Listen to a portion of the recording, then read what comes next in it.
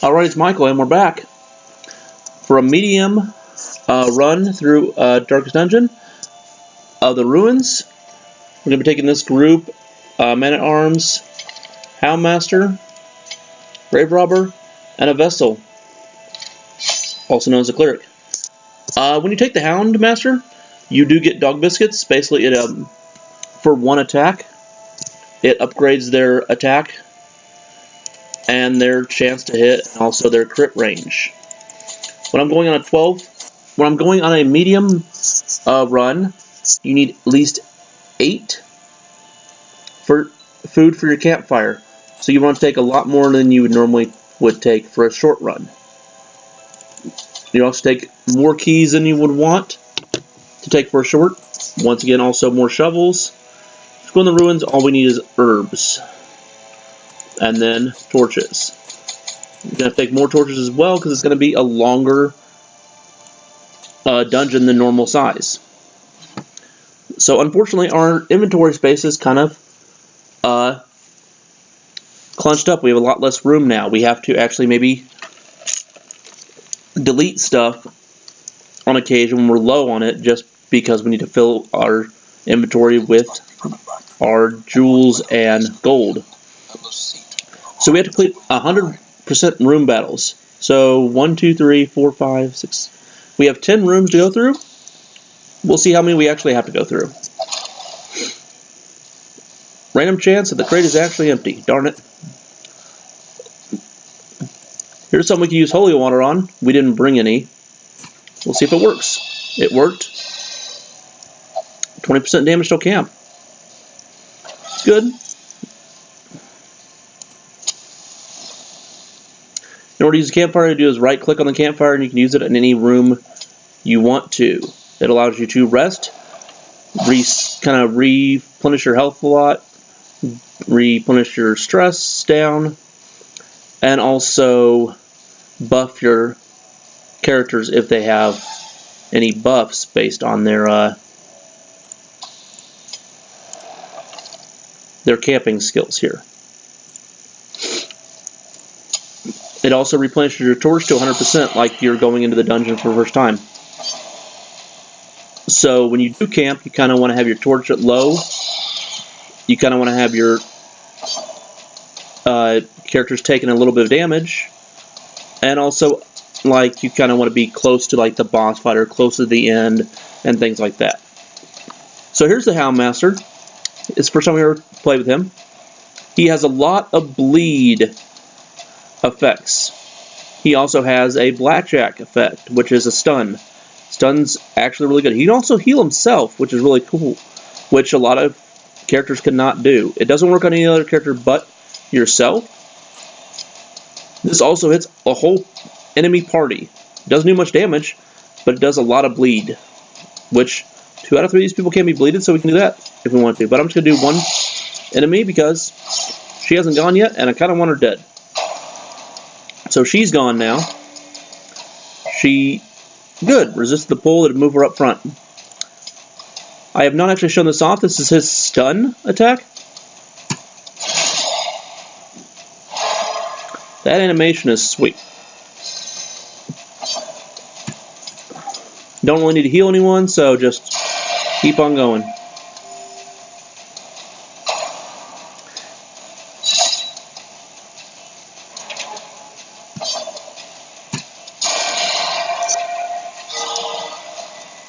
Medium runs usually take about, short runs usually take about 15 to 20 minutes to do as far as a quest. So if you have only time to do that, then it's the only time you have to do. 30 minutes for like a medium run to maybe 40 minutes. And a long run could take an hour to run through that dungeon. It all depends on how well equipped your party is and how actually rough the mission is.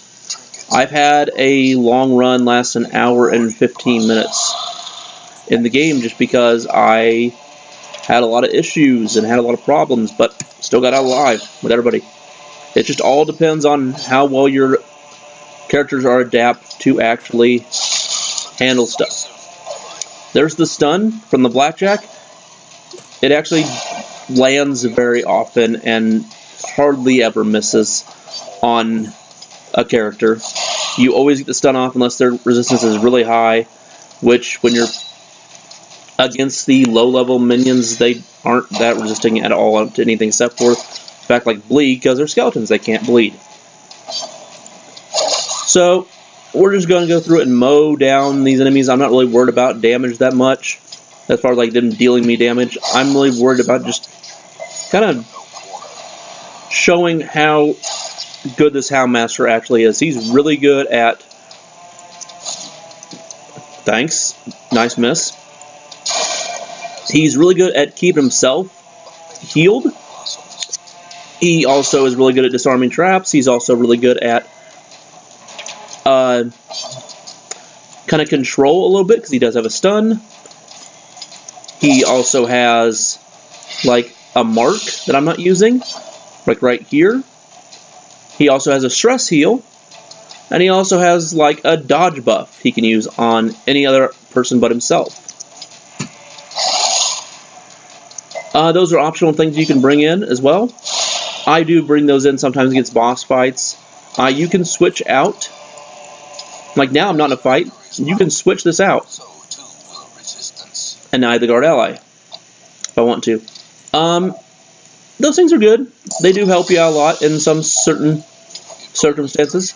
But a lot of times, you want to keep the core of what I've shown you here, because what normally is what you tend to use most of the time. As we're going back through these hallways that we've already been through, we use less torchlight. We only use 1 per square. But we are more likely to hit a hunger tile. Why is that? Because there's nothing we actually can interact with. When you don't have anything to interact with, it's a chance you hit a hunger tile. When you do have something to interact with, you can't actually get a hunger tile in the same as that book right there. So that's just how the game works out for that. Oh, here we got surprised and we got kind of shuffled around. That kind of sucks, because the Houndmaster is actually the best in second position. He is not really good in first position. We can fix it real quickly. It's not that hard. Because like I said, you always have like a good idea of your characters if you can. A lot of characters have a lot of movement effects that when they attack, they also move around in the party. You kind of want to have those available to you. See here, I can't use this, I can't use this. You kind of want to have those available to you, at least 1 if they have 1, or 2 if they have 2 like she does, to move your party around in case this actually happens. Wow, that needs to be healed. So here, I can't move him up, and I can't move him up either or back. They don't have those move actions. This forward here moves him up 1. Okay, now we're almost back to the same as we were. This does not matter at all. They can still do all their attacks or all their heals from 3rd or 4th position, so that doesn't really matter at all. I could move her up. That's only if she's in 1st, 2nd position. That's just, there's a safety mechanism. But I'm not going to. You can waste your time by moving people around if you need to, but that's not good. Action, unless you absolutely have no choice. This right here allows you to pass a turn. The downside is your hero gets stressed. You don't really want to do that. I'd much rather just take an action that is worthless than to actually do that as an action. That does not seem like a good action. Here we have an issue already. We already have too much stuff. We need, this is $1,200. This is $250. Don't need that. Gold stacks at $1,750. I need to use a lot of torches, so I'm just going to go ahead and burn them now.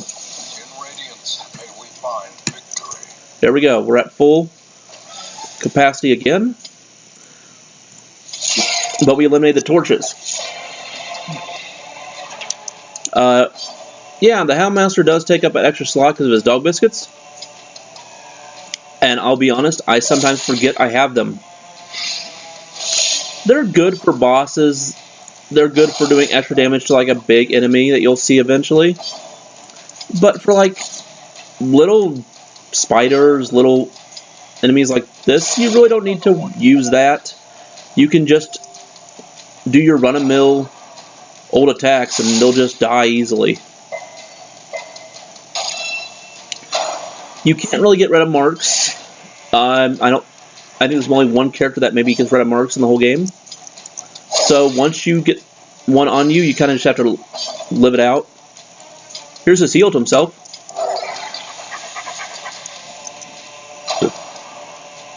It's pretty good. All these abilities do get better as you upgrade them.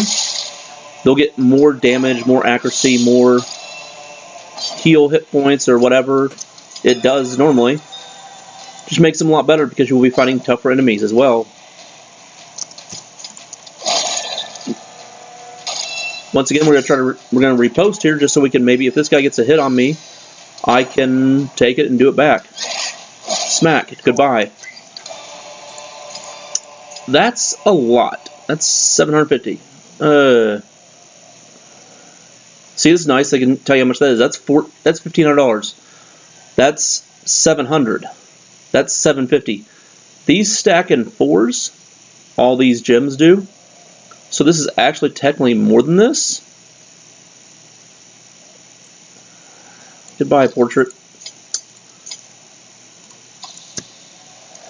That's one portrait. I'm not really worried about that. I want more money right now. I don't want the heirlooms. Right now, I just want more actual raw hard cash. Here's a journal page. Unfortunately, I'm going to probably not take it with me.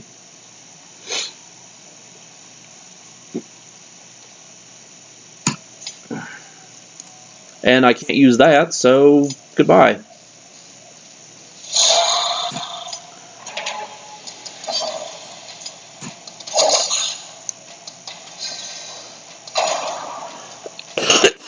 In these mediums where you don't have a boss to fight in the dungeon at all, you can use the campfire right at the end of the quest after you've already succeeded, just to like heal up all the stress. You won't get any buffs out of it, but you can still use it just for that ability, just to get all your stress off the party, and that's really sweet. If you never see a time, you can also use it right at the beginning of the quest to buff your whole party and get them really ready to do a truckload of damage to every single group of enemies you face. That's another option. I like both options really well. In long dungeons, I do rest in the first or second room just to get all those buffs right away. Die, please. Nope. Okay, fine. I'm assuming I'm actually going to rest in this room. So I'm going to go ahead and show you the campfire unless I get a fight. Which I did. Yeah, it's going to be unfortunate. He's got to heal really fast. That should be fine.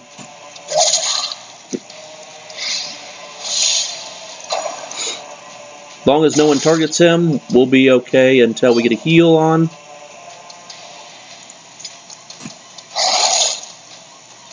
That's unfortunately a bleed attack, even though we're not going to get these skeletons to bleed. With Hound Master, you wouldn't have much other choice. You can stun the front row, but this front row doesn't really need to be stunned really that often because they're usually not going to do much damage. I'm just stunning him just so I can get a heal off and he cannot do damage this round because I could have possibly killed him, but I didn't want to take the chance of losing the attack. Ow. Okay. No.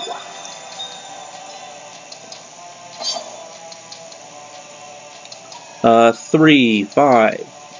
You're dead. So, yeah. I can do this Hound attack, which attacks all the party, but once again, it doesn't actually bleed them, so it doesn't matter. I tried to stun him, that didn't work. I probably should have just healed my guy, because you never can miss a heal.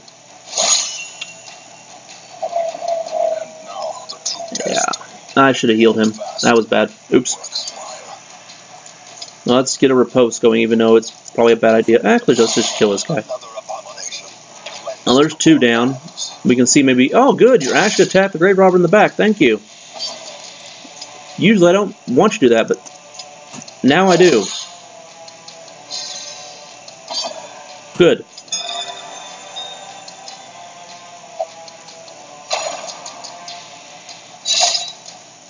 And no matter how many times you go to Death's Door, you don't get like double the penalty, triple the penalty, quadruple the penalty. You just get it one time and that's it. Here, because I'm at such low health on both my guys, you can... Don't do this too often, it's annoying. The party gets annoyed that you're taking too long, and it stresses out the party, but you can do like 1 round of healing while your enemy is stunned, and then take him out. Now, if you actually take attacks and miss, then this is fine. It's not considered taking long time if you just miss. But if you actually just spend your time healing and stress healing and healing and stress healing while your enemy is just sitting here, then that's gonna piss off your party. Gosh darn it. Here's a cool trick. I'm going to go ahead and camp, grab the gold, spin, and now here's the first time I use campfire. You have the option here to take no food, take damage, eat food, no health, no stress, 10% health, or 25% health and move stress. We're going to do the biggest one because it gets an inventory slot. And also, we want the stress gone and the healing gone. Now we have to do something. Also, Hound Watch. One of your characters in your party has a prevent the midnight ambush. Usually, it's like the Houndmaster does, the Bodyguard does, and the Vestal has one as well, and also so does the Highwayman. There's probably also someone else I'm missing. You kind of want to do that because it prevents the midnight ambush. Alls usually has a buff to go along with it, which is nice. I can relieve his stress. That's a lot. Every character gets these first 3, no matter what type of character they are. They always get these first 3 of Heal Wounds, Encourage, and Pep Talk. You don't have to take them, but they always have them. We can do this, which is half my party's not religious, so that ain't gonna matter. Scouting. We can also get dodge on the party and crit chance. I don't have any diseases, which is the snuff box right here.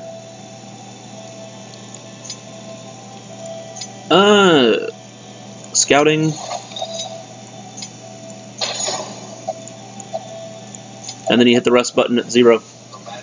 You may have 1 on occasion sometimes where you can't use it. That's fine. You don't really need to, you don't get to save it anyway, so it's not a big deal. Here, unfortunately, we had a 50-50 which way we had to go. We didn't get the scout that we wanted, so we just have to now just hope we picked the right way and didn't have 2 empty rooms here. Because when you're in these mediums and longs, you kind of want to just finish the dungeon and move on. There's our scout. So we see we have 2 fights going on coming up here. 1 right away. Well, that's 2 out of 3. That's fine. I'll take it. You're probably asking why I said 2 out of 3. Well, it's 2 out of 3 people that can bleed. I'm going to go ahead and show off the 4-man bleed. Like I said, didn't do much damage, but it gets a bleed on all of them. It doesn't get much of a bleed, but it's a little bit. Sometimes 1 or 2 points does matter when you're trying to kill someone in the party. Sometimes it really doesn't. So that I really don't use very often. I like to use it when they're all 4 targets can bleed. Or there's like a boss and I really want to get him started on the damage over time, because some of the bosses, you tend to spend a lot of time on them to actually kill them, and you want to get the damage over time to really stack up and really do a lot of damage every time they go on their turn. Because every time they go on their turn, they're taking damage, just like you would if you had that bleed on you.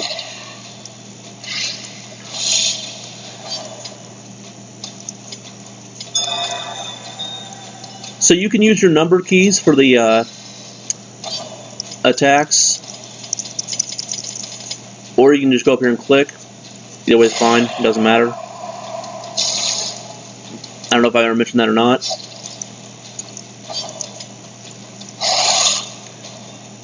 And we're just going to end this fight probably right as soon as he goes or one of my guys go.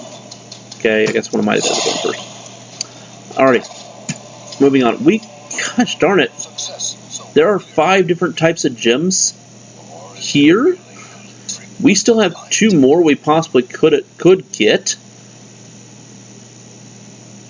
I want to show off the dog biscuits, but we haven't had a chance to, really. This is worth more than that. Ugh.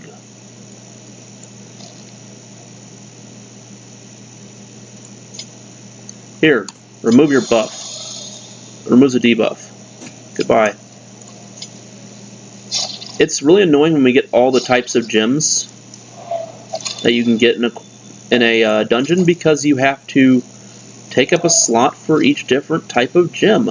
And there's still like a sapphire and like a huge gem that's worth 5,000 that I actually don't know the name of very well. Because you don't see it very often. You only see it when you get a special room, or when you fight a special boss, which I'm not going to say their name and not going to show you what they are until we actually find one.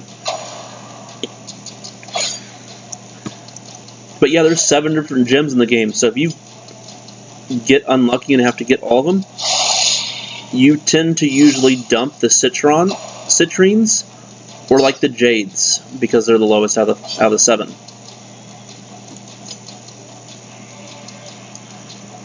Ugh.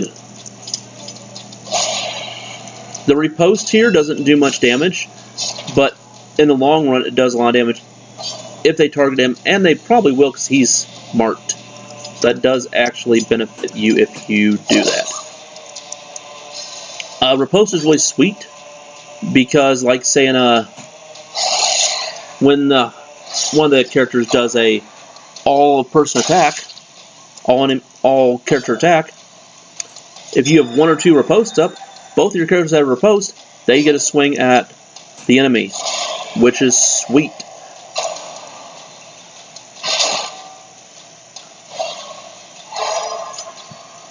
So riposte is like really good against those 4-way attacks or 3-way attacks. Yeah, another crit.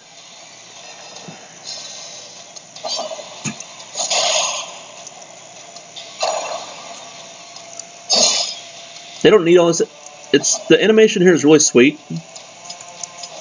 It's really like just crisp and cool to watch, and all the attacks are different of like what each of the attacks are. They're not just like the same smack or same everything. They're all actually look different, or how every single little thing is going. It's just kind of cool. I really like the game because of that. And apparently they're still updating the game. Like, I just got a message that they updated today. I didn't realize that they were. Yeah, I don't need that. Whoa. Really? I have like 3 rooms to still do.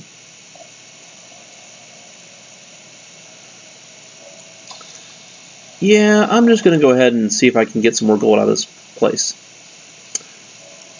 We got quite a bit of time on our hands. I see no reason to burn the torch. So when I go back here, like, I got the food to cover this room, this room. I mean, I'm only going to hit hallway battles. This is the one that I can hit. I also have my scout chance, so I'm going to probably see what's coming up. This is free gold. I'm going to go for it. I guess I wish I wouldn't have.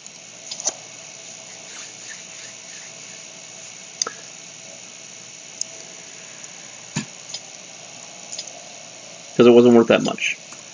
Here's the Houndmaster on disarming traps. Level 0 Houndmaster, 80%. Pretty good. You can get trinkets that buff your disarming traps. Chance to not be surprised.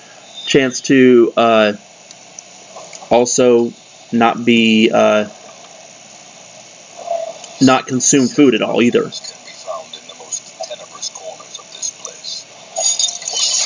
Well, unfortunately, I didn't get to show off the dog biscuit. Here's an interesting curio. If you have holy water that you use on this, you can guaranteed to get a buff. This also has a chance to actually remove a quirk. So I'm going to go ahead and try to remove Clumsy. It also can just give you stress, which sucks. Let's leave.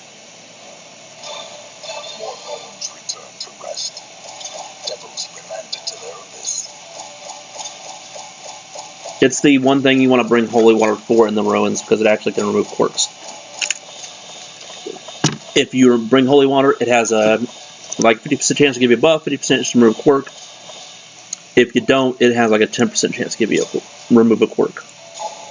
That was 15 grand in that run. That was sweet. Got a level 2 and another level 2. Got stress in the wield. For a short run, you get 2 experience. For a medium run, you get 3, and for a long run, you get, I think, 5. Don't quote me on that. Okay, you can see what happened when we were gone. Well, we open up the Survival and the Nomad's Wagon. I'll show you what those are. We also got rid of the Red Plague, and we healed a lot of stress, and apparently healed a lot of stress and lying about refusing a bet and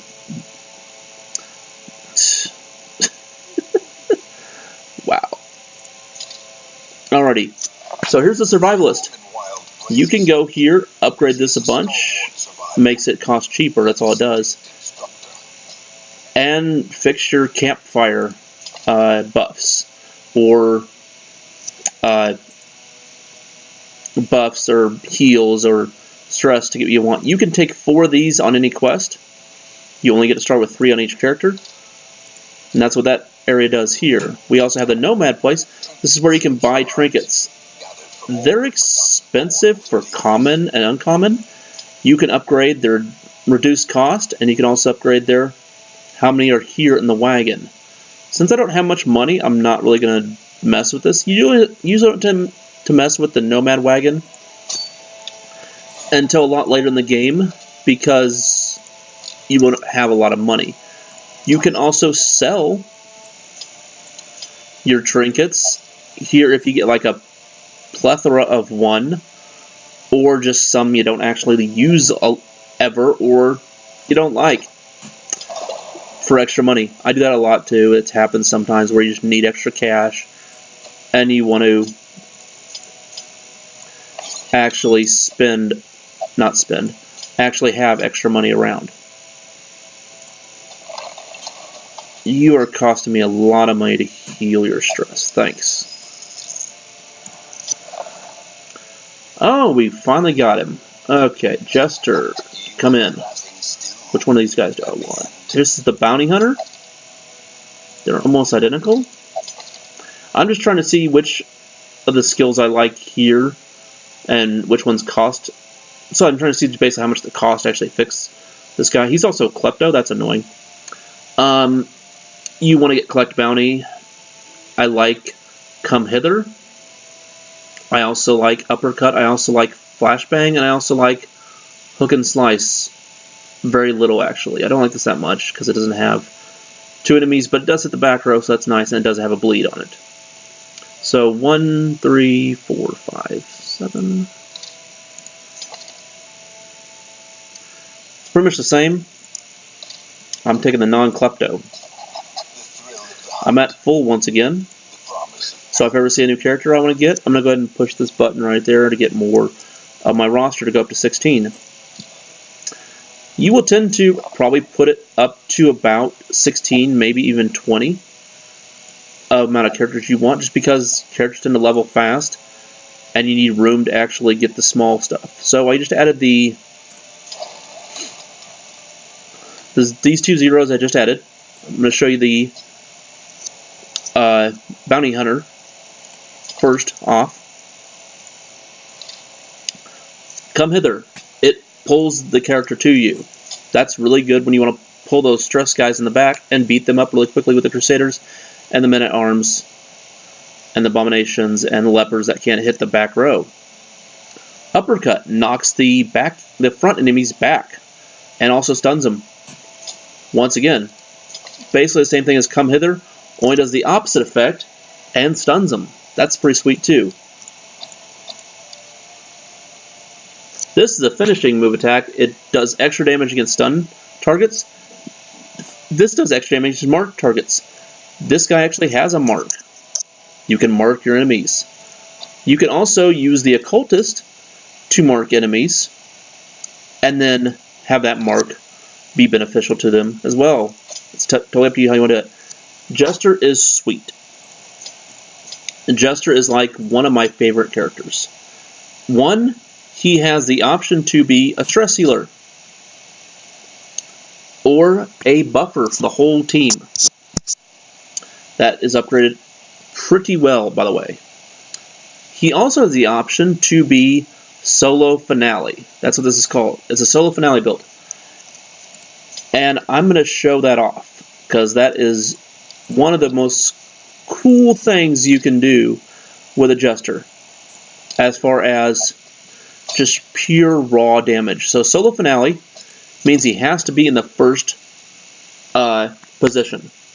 He will move to the back position of the party after he does his solo. After he does his finale. And then he has to get to the front position to actually do it again. So solo puts him in the front position, and finale puts him in the back. Sounds kind of confusing, but we'll explain it here in a minute. Here's what we have to kill here soon, the Necromancer. I'm going to wait on that because I want to show the solo finale in a short dungeon, and then I'll come back and do the Necromancer on the next video. We're going to get this trinket here because it's also really good for the Jester as well. So in this mission, I don't want to take any level 2s because I want the level 2s to go after the Necromancer. I also want them to be ready for the Necromancer. So we're going to look by level here and just take some run-of-mill level 1s. We'll take the Houndmaster again because we want to show off that. Let me make sure. Yeah, that's right. We want to show off those dog biscuits. So when you're doing the solo finale, you want to kind of set your party kind of different, just to make sure that you don't have your party so screwed up after you do the solo or the finale. So you kind of want to put your tank as number 2. The Houndmaster can't do this in number 3, but that's okay because he'll be moved to number 2. The Cultist can do all this except for that at number 3, but he'll be moved to position 3 a lot as well. Okay, trinket time. Alrighty, we don't have much as far as trinkets again because we're still low level. Yeah. That's a good idea.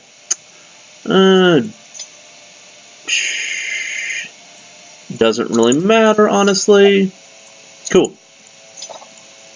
They're very little buffs. They really don't matter that much right now. We really don't have that many good trinkets to actually care about. We're going through a short run. So 2 of those, 1 of those. 8. Oops. Warrens. So pile of scrolls we could hit. We could also hit the herbs for dining cart, dining table, and moonshine barrel. Okay. Don't need that many.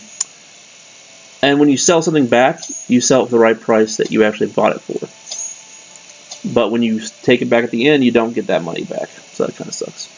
Here, we'll take 1 bandage to get the rack of blades. Okay, cool. I kind of wanted to show off the solo finale, and I also wouldn't mind showing off the dog biscuits because we have them. And this is a short run, so we'll be out real quickly. It won't take that long. 90% room clear. Should be pretty quick. And also because the Houndmaster, you tend to get a lot of scouting because these bonuses, he likes to scout a lot. Just kind of hint, hint. Yeah, it's a dog. They scout. The finale, well, let's wait till I actually can show you it. The finale, that's annoying. Only hits the first 3 targets, does not hit the back target ever. So it doesn't ever connect with him. And yeah. So what happens is, you always kill a character, or really, almost all the time, kill the enemy you are going to hit. You do get a debuff for 3 rounds, but now you can just use this party member for stress healing. Or buffs, whichever you prefer. And now see all your party is shuffled. So now this Houndmaster can use his blackjack. The cultist can use his stab. This guy is in the front row, he's going to get hit the most. Man-at-Arms. So everything actually worked out well because he's going first. I can now buff my party or stress heal my party in the back row while I'm waiting for this debuff to get off.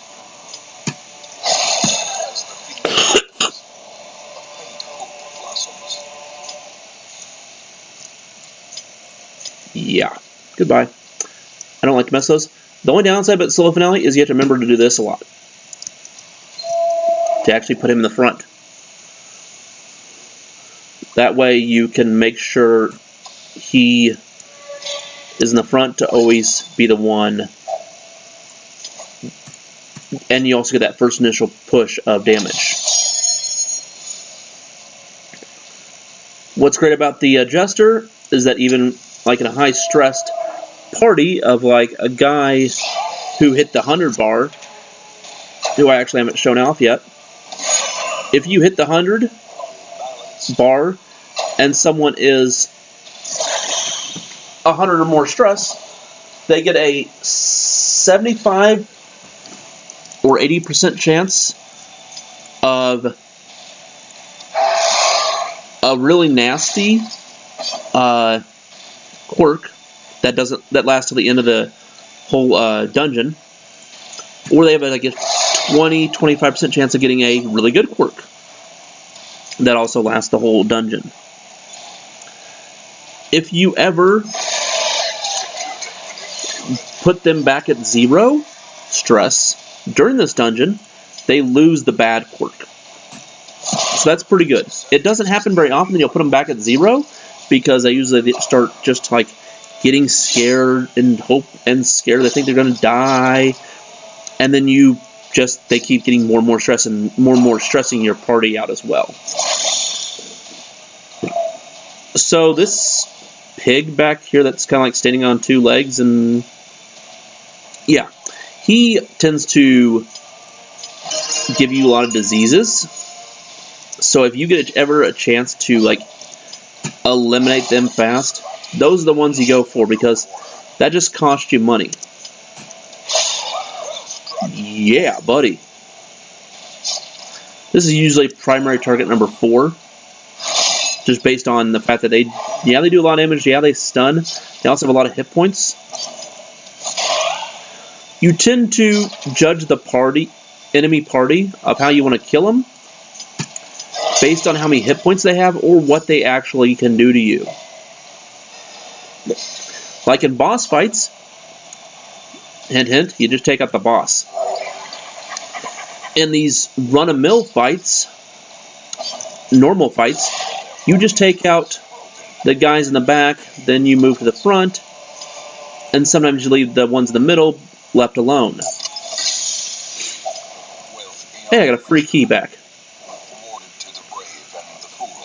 Yeah, sometimes when you open a chest or open one of those crates or a bag like this one, you find oddball things you wouldn't expect, like a free key or a free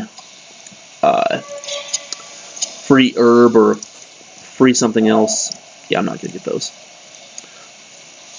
That you may not need, or like a shovel, but it's free money at the end, or you may actually find a reason to use it, which is also good. Here we're going to move this madman up front. That would also clear the corpses if we had any. We also forgot to do this. So here's what this solo does. Removes 10% accuracy.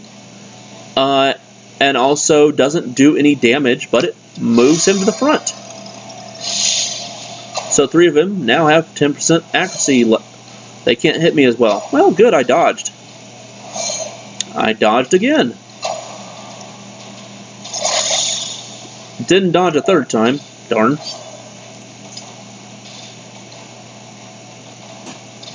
Why'd I move him to the front? Because I want him to be dead first. Because he's the one that does the most stress damage. And I want him gone. These two just do a lot of damage. So I'm going to go for number 3.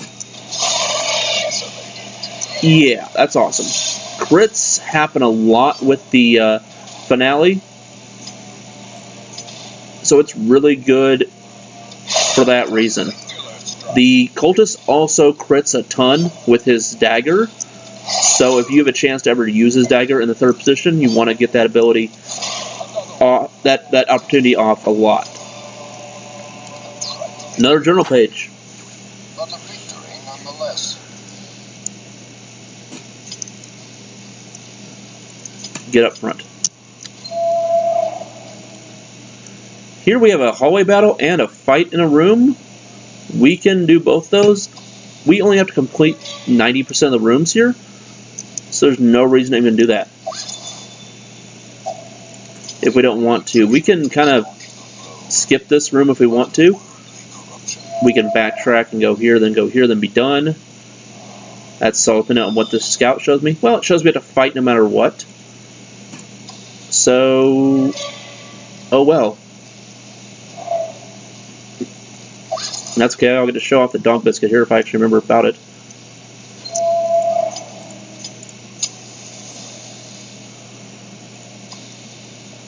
And on sometimes when you get a hallway you've already been through, you randomly can get a new trap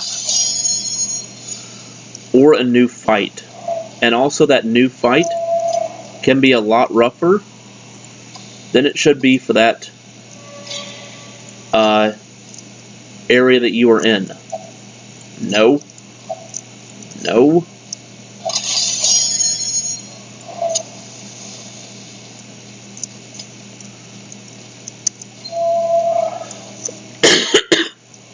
Alrighty. That's a pretty good one.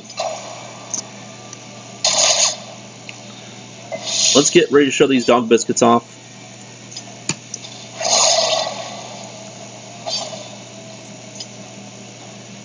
Finale. Yeah, they didn't kill him, but it did nearly his whole life total. So unfortunately this isn't going to do much, but also I don't get any money off if I keep it.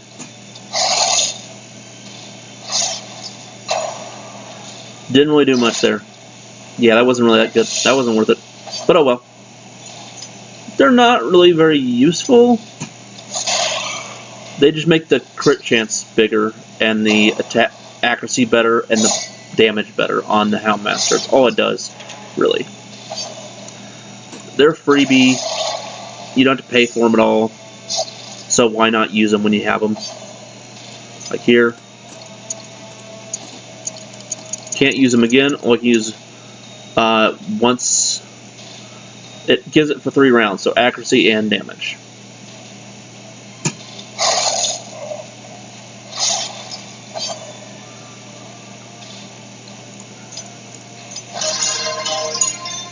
And yeah, this is how the Houndmaster and how the Jester really work. They're pretty sweet. I will be taking the Jester out a lot because that's solo finale. And here's the Rack of Blades. So, Rack of Blades, bandages to wrap your hands so you don't get damaged by the blades, and get the golden food that wasn't worth the money that we spent on the bandages. Thanks. Another thing you can do with the Jester is you can use a bleed, or use this bleed, or use this attack, which moves him forward. That's another option you can do for like a build if you have him like the second or third position. His stress heal and his battle ballot only work in the third position, so you want to either be in the third position for that, or do the solo finale where you're jumping back and around. Those are your two options for your Jester. Some characters only have one build, but most characters have like 2 builds you can make of them. Everybody's getting something here. On guard. That is sweet for a tank. That will be likely one I will be locking in when I have the money too. So we do that in the future.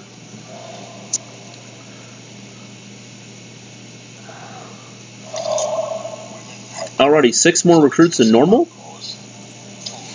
So it means a lot of people, on random chances, you will get a cool thing that happens in your town when you come back. You can set them up by just seeing what they are down here at the bottom. They'll show them right here. Doesn't always happen often, but it can. But on occasion, they are just random on what could happen. So it's a time where you might see like something you want as a recruit. You can go by class, sort by class, and see what you're missing. Here I'm missing... I could use another highwayman. I could also use another jester. Apparently I have a plethora of highwaymen to choose from. I don't have enough deeds to upgrade. Here's where I can actually just go like this. Get 2 more deeds. And then upgrade that. And then I have my... what I need to be able to have a bigger party. 1, 2, 3. You're winning. Arbor. Cool. Here's the antiquarian. So, I will take her regardless, just because I want to show her off. And I will explain her what she does next time when I go out. Does anyone need to be stressed? Anyone stressed out? Not really. No one has a disease, so we don't need to do anything there. It's always a good idea to remember to do this. And we'll see you back for next time when we fight the Necromancer, most likely.